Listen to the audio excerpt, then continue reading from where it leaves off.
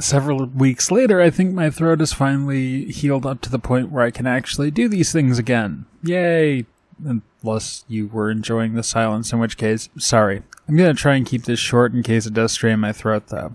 So the last time I brought up the Me Too movement, at least the last time that I can remember because my memory and upload history are both fairly spotty, I talked about how disturbing it was to watch the left and people who claim to be feminists go from the model of listen and believe to suddenly, when it was somebody they liked, Al Franken, for example, to decide that the tactics that they opposed in other people were suddenly acceptable, to claim that the accusers were liars or attention seekers or just in it for the money.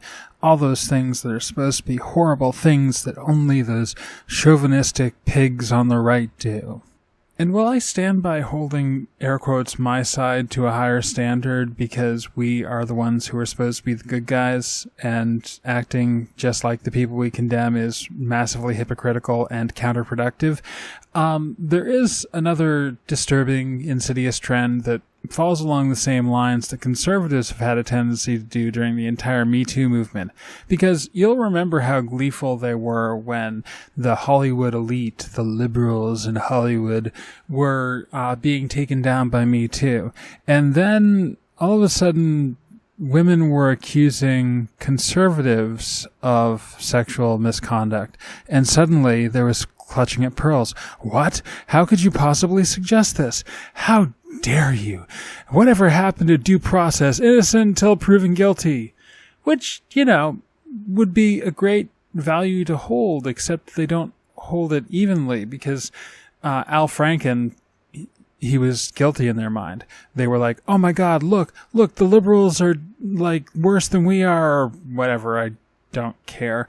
And now that Schneiderman has come along, there's no cries for due process. There's no defense of innocent until proven guilty. They were gleeful the minute that this came up because look at how bad this guy who supports the Me Too movement is. Suck it, feminists, or whatever. I'm paraphrasing. So, that clinches it, right? Both sides are just as bad, right? They both look out for their own. They're both hypocrites. They both do what they want when it comes to their own people, but when it comes to other people, they will condemn them, right? Well, not quite. And this is the flaw in the thinking of the both sides mentality. Yes, there are bad actors on both sides. Yes, there are people who will defend them on both sides. But Schneiderman is stepping down. Al Franken stepped down.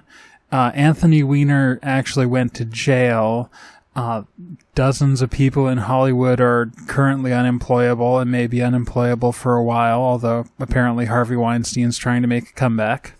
And on the other side, you get a guy who brags about sexual assault, a guy who was accused of raping a minor and may have sexually assaulted other minors, and he got elected president. You get Roy Moore in Alabama, who only really got dethroned because he managed to piss off the black vote, and they turned out in record numbers.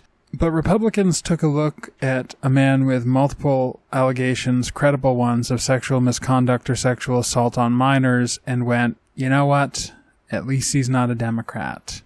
And then there's Fox News, who has paid out huge amounts to cover up their own scandals, to keep them in-house, to keep people quiet, and then had the audacity to turn around and talk about how liberal Hollywood was full of sexual predators.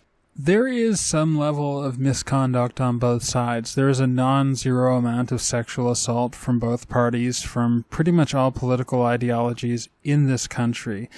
There are defenders and even outright apologists for these people in all parties that I can think of in this country. And the one distinction is that they always look out for their own. But they don't exist in equal measure, and the pressure and climate are not the same on both sides. One side tends to get accused of eating its own. That's why Schneiderman is stepping down, why Franken stepped down, and why liberals are being held accountable, while the other side rallies around its worst people, protects them, and about the only time that it ever turns out that sexual assault is bad is when you talk about teenage boys like Milo Yiannopoulos did. I mean, the last time I can remember anybody in the Republican Party going down for anything in terms of sexual misconduct also involved a teenage boy, and it was state senator of Missouri, I think, during the Bush years, like 2002, 2003.